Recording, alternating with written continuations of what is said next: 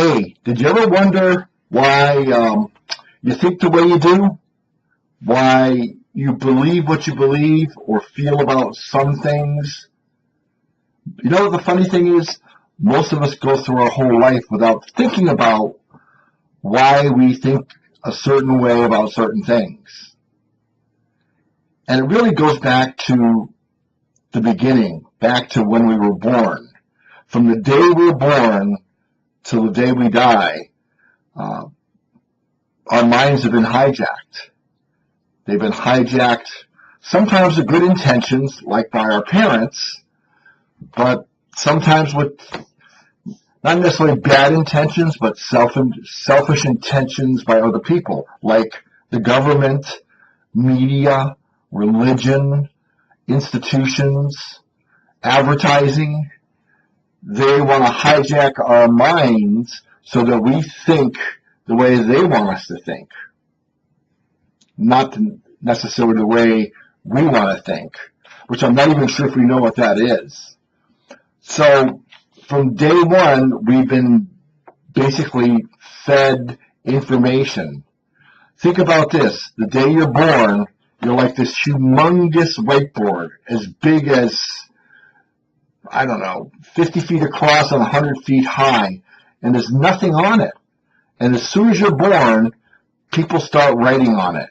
Your parents, your grandparents, your siblings, your friends, your teachers, your coaches, the media, government, religion, advertising, all wanting to convey a message, all wanting you to adopt some belief. And you know what? A lot of those beliefs are good. Don't cross the street without looking both ways. Pretty good advice. Don't talk to strangers. When you're 5 years old, that's great advice. When you're 35, maybe not. But all of those things that have been written on our whiteboard are always there. They never go away. And too often we don't question them. Why do I believe that? Why do I have this feeling? Why am I holding myself back, for example? Too often I see people who are so capable of doing so much more, but yet they hold themselves back. And it's because they hold some belief. It's what Joe Vitale calls a counterintention, something opposite of what we say we want. And that goes back to that early writing on our whiteboard. So, for example, Aaron Helmsley often talks about when he was a young child, probably 8, 9 years old, he and his brother and sister and his mother and father would be riding around in a car, and they'd stop at a stop sign to let traffic go by, and inevitably somebody would drive by with a brand new shiny Cadillac. And Aaron's father would point and go, "There goes a crook." And he did it every time. So what is the belief that he's conveying? That if you can afford a new Cadillac, you must be doing something wrong. You must be dishonest or a crook. You couldn't have earned the money honestly.